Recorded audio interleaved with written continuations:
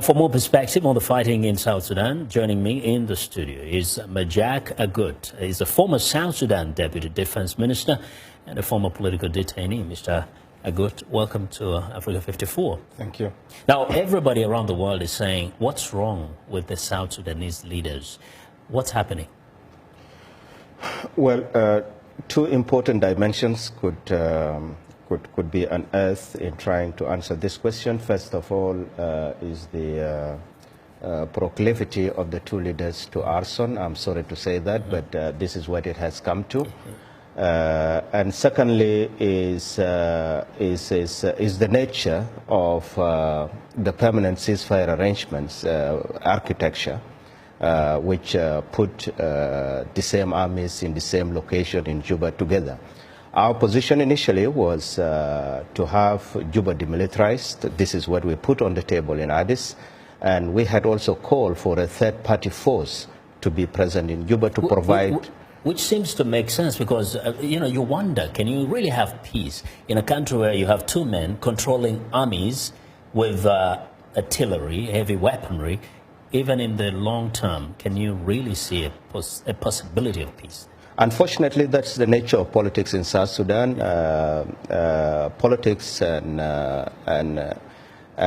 warlord entrepreneurship are interlaced, and as a result, not very many politicians who matter today would be what they are if they didn't command military forces. And now each of them says, "Oh, we want peace," but the armies are fighting. Who is giving the orders? Are they in control of Well, the two men on the 7th came out and told the world that they were not in control. They didn't know what was taking place in their immediate surrounding, outside the walls of the palace.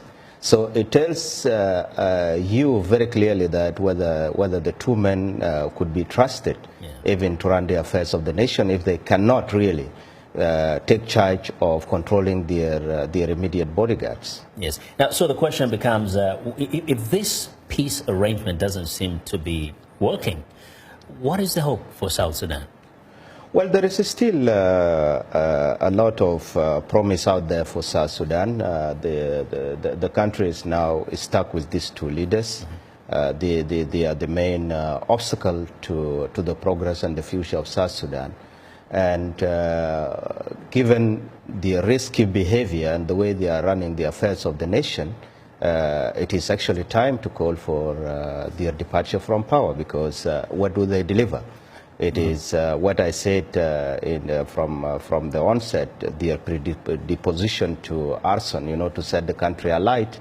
This is the only thing they have delivered, nothing else. Yes, and you know that for the many who are observing every day, their hearts bleed for the citizens, the women, children who are dying and trying to get out of town. And now, what can somebody tell the citizens who waited for so long for a peaceful country? It is a tragedy, and all of us are ashamed of what has become the outcome of our independence. The only hope is that this is not going to last forever.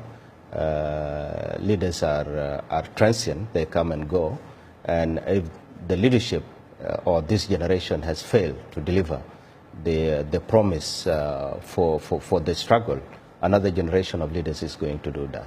Is there a danger of different factions, perhaps in one of these days, clamoring for secession, given now that it seems like the different ethnic groups cannot coexist?